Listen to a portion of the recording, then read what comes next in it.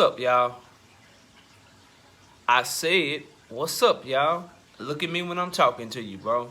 Nah, I'm just messing with y'all, man. This is your boy Knockout Boxing 86 TV, and we in here. So check this out, y'all. Before I get going on my video, y'all smash that like button for me. Subscribe to the channel if you're new here. Share the video, and please go turn on your notifications so you can get notified when we drop our daily content. And go over there to Twitter and follow me on Twitter at KO Boxing 86 TV so you can be updated when we going live and different videos and get my different takes on things going on in boxing. And then if you got a breakdown or a prediction you want me to do, knockoutboxing86 at yahoo.com is the email address. And don't forget about our live shows. I'm live every Wednesday night, 7:30 p.m. Central Time. We discuss the hottest topics in boxing. I'm live every Friday night, 7:30 p.m. Central Time, where we break down and we predict all the upcoming fights for that weekend. Then I'm also live on Sunday mornings with the Singing OG KQKC Boxing Network every Sunday morning, 9 a.m. Central Standard Time. But let's get to the video. So you see the question, and I'm serious, man. I need to know, is Demetrius Andrade stupid, or has he been bluffing this whole time? Because your actions are much louder than your words. They say actions speak louder than words for a bunch of reasons. And the main reason is because people will tell you anything, but then when it come time to put in that action, it come time to do something, what they do and what they was telling you they was going to do or how they acting is totally different. And here's what I'm talking about. So it's being reported that Demetrius Andrade is vacating his belt down at 160 pounds, and he's moving up to 168 pounds, and he's going to fight in the final eliminator. Here's why, against a guy named Zach Parker, who I know is a diehard boxing fan, but to the casual fan, no one knows him, just like no one knows Janabek. And here's where it gets tricky for me, right?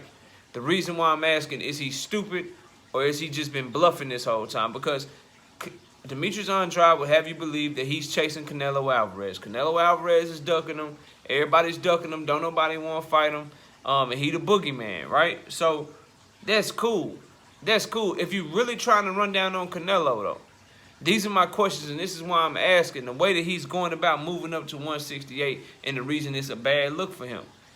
It's in the WBO guidelines, and I got them right here. It says, these are privileges afforded to super champions by the WBO. Demetrius Andrade is a super WBO champion.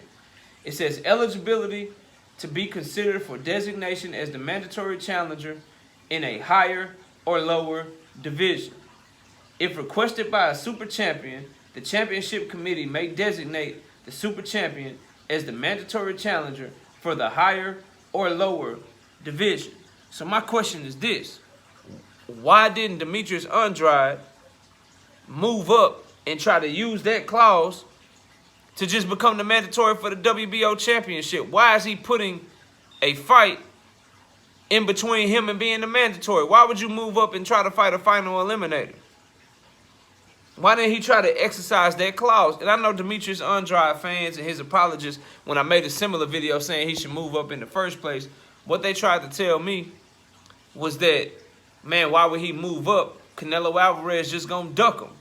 Well, you ain't moving up just for Canelo. Like, your own legacy should mean something. Your own resume should mean something. You move up just so you can be a 3-division champion, right? Just so you can be like, yo, I'm going for 3-division titles. And so, if you're moving up to 168, you should be trying to exercise that clause to make Canelo either fight you or duck you and vacate the belt. And now that's good for your public image. That's good for your PR. Where now you looking like you the duck, bro. You looking like you the duck, straight up and down. That's exactly what you look like. Because you going from one unknown fighter in Janabek at 160 pounds to go up, you vacating your belt to go fight a final eliminator against another unknown fighter when you could have just exercised the clause and already tried to be the mandatory. Now, where it gets tricky is that if Zach Parker was supposed to be mandatory and he already had his paperwork filed to try to challenge Canelo, then they would have to do a title eliminator. But if that's the case, why would you drop your belt to try to go fight a final eliminator when you could just defend your belt? Because both of these guys, Zach Parker, Janabek, they both unknown, bro. We don't know who these fighters are. And that's why I'm asking, like, have you been bluffing this whole time? Because the move to me is to say, you know what, look, I'm either A, I'm going to go ahead and defend my title so I can stay champion, and I'm going to wait my turn to move up to when I can just become the mandatory. Instead of moving up, like champions don't do this. People that want to be great and that are trying to challenge for greatness, they don't do this, bro. They do not drop their belt and move up in the final eliminator. Terrence Crawford dropped his belt and he exercised his clause down at 140 and 147 as the WBO champion. He was undisputed, but he used the WBO clause that I'm talking about right here, moved up and got an immediate shot at Jeff Horn, bro. And that's how he was able to just become welterweight champion, first shot at 140 pounds. It's the same clause that Josh Taylor would use when he moves up to 147. But watch, just wait for it to happen. Whether it be Terrence Crawford or whether he wait for Terrence Crawford and Errol Spence to fight and somebody vacate a belt and Taylor want to challenge for a vacant belt, Josh Taylor is going to move up from 140 to 147 and he's going to challenge immediately for the WBO championship using this same clause.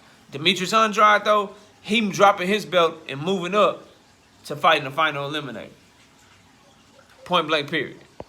I don't understand that. You're not going to get me to understand that. And that's why I'm like, yo, he either got to be stupid and don't know what's going on, or he got to be bluffing this whole time. Straight up and down.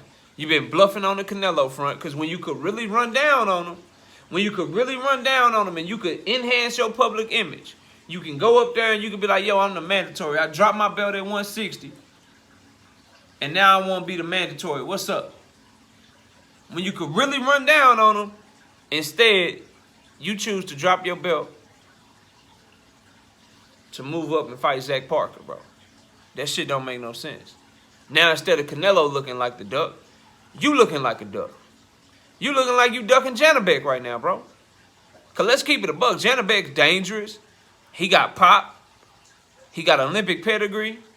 And he would have been your toughest opponent here in the last 4-5 fights.